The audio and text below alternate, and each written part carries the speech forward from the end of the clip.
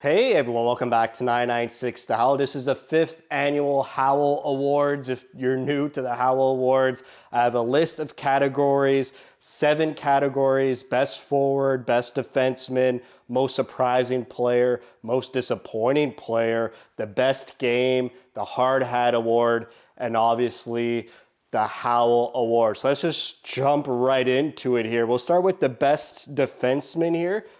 Previous winners are Chikrin twice, Gossespierre, and Sean Dursey won last year's Best Defenseman award. The nominees are 5 nominations per award. First nomination, Mikhail Sergachev, Oli Mata, Michael Kesselring, John Marino, or Ian Cole. Who would be the best defenseman here? It is not Cole, because I want to give a caveat that Ian Cole was a surprising player for me and one of the better defensemen. The fact that he played almost every game, he had a career high on time on ice, blocked shots for a 35-year-old. That's some great stuff. But the best defenseman for the Utah Hockey Club this season is Mikhail Sergachev. I mean, career high time on ice, career high in goals, playing over 2.5 minutes per game more than last season. He had his second best season in his career with the Utah Hockey Club, considering he was coming from a powerhouse in Tampa Bay. Just great things from Sergachev, a bona fide number 1 defenseman, and it's great to cheer for a great number 1 defenseman that's on your team. Next, we'll go to best forward here. Keller is on a 3-year win streak. Phil Kessel won the first ever best forward award. I have no idea what I was on back then. First nomination, Dylan Guenther, Logan Cooley, Barrett Hayden, Clayton Keller, or Nick Schmaltz for best forward here.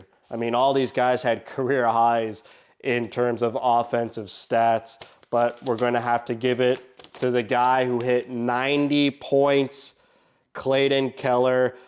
90 points would have been the most points in a single season for a Coyotes player ever, and Clayton's previous record of 86 points was tied that record with Keith Tkachuk. The fact that he hit 90, a great individual milestone for Clayton Keller, and the first year as captain for the team, did a great job. Next step is to take this team to the playoffs. Next, we'll do the best game. 5 games that I figured were the best games. First nomination, October 8th versus Chicago, the home opener, season opener, first ever NHL regular season game in Utah, a 5-2 win versus Vancouver. A couple days later, at the New York Rangers in Madison Square Garden, 6-5 win in overtime. Wild game there.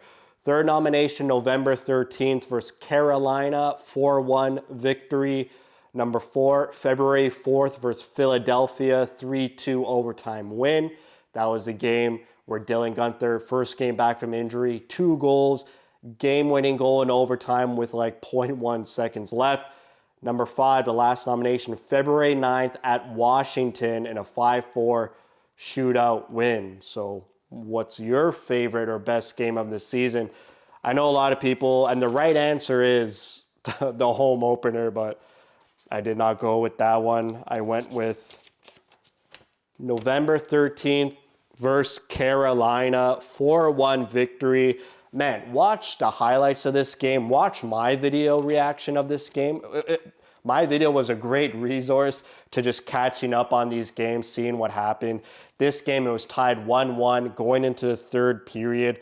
Utah scores 3 goals in a span of 2 minutes in the third period. And then Carcone gets like 7 minutes of penalty time for instigating a fight. There was also 2 more penalties later in that third. They had 10 minutes of PK time, and the Carolina was all over Utah. The shots were 50-21. Vejmelka standing on his head. This was Vejmelka's first win of the season. It comes on home ice. The crowd standing ovation for the penalty kill, and Vejmelka chanting veggie.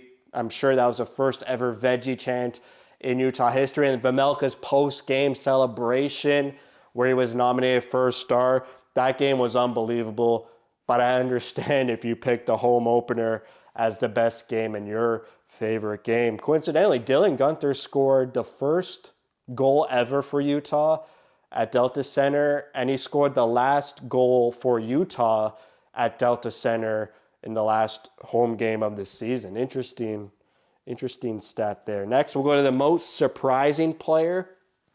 Nominations are Ian Cole, Michael Kesselring, Oli Mata, Karel Vejmelka, or Mikhail Sergachev. Previous winners of most surprising: Michael Bunting, Nick Schmaltz, Matias Michelli. Last season, Dylan Guenther won this. So who was the most surprising player to me? Who was the most surprising player to you? I chose Michael Kesselring. I thought this guy would have been an NHL fringe player, an American Hockey League player. The way he stepped up when Marino and Durzi went down with injuries, he just improved as the season went on. Huge body, so mobile. The future of the Utah defense we see in Kesselring. We got Lamoureux coming, Dmitry Simashev coming, Duda, and a couple other towering defensemen that could move and skate well. Kesselring is like the first taste of it. And the fact when Marino and Durzi came back into the lineup, Kesselring had to draw back down in the lineup. He played well. He played good as well. I mean, he didn't complain. He said he was struggling mentally, but he came through, and I think he had a great season. He had a career high in goals, assists, and points. I really thought he did step up. Now, a little bit negative for a brief moment. Most disappointing player. Previous winner last year was Jason Zucker, but this year's nominees for most disappointing player: Matias Michelli, Lawson Krause, Nick Bukestad, Michael Carcone, or Juuso Välimäki. I mean, all these players, pretty poor season. At least Krause tried. He got over 10 goals this year. But the most disappointing player, just a huge, unfortunate drop-off for Matias Michelli, who turned into just a healthy scratch for pretty much the last 30, 40 games of the season. The drop-off from 57 points to 18 points this season, just really unfortunate. We really needed that group of guys to score goals, just to help Utah score goals. It was, at times, it seemed really hard for Utah to score goals, and it shouldn't be hard to score if you want to be in the playoffs. And we were missing those group of players just putting the puck in the net. All those players had big drop-offs, so we'll see what happens with Michelli, whether he sticks with the team or Bill Armstrong decides to trade him. Not sure where his value is at. It's at his lowest. Last year, Michelli was just a magician with Bukestad and Krause. That whole line just really had a downturn year this season with Utah. Next, we'll go to the Hard Hat Award. I almost just showed who won it. The nominees are McBain, Cole, Mata, Stenlund, and Sergachev. This is for players who work hard, put on their work boots, their hard hat, grab their lunch pail, just go to work. They're consistent. They do the dirty stuff. Sort of underappreciated. Doesn't jump out on the score sheet, though some winners do show up on the score sheet. Previous winners of the Hard Hat Award: Connor Garland, Keller, McBain. Last year, Nick Bukestad won the Hard Hat Award. So who won the Hard Hat Award this year? Upside down. His second award of the night, Mikhail Sergachev. He's got the emotion. He's got the feistiness, the fierceness. He puts goals in the back of the net. He defends well.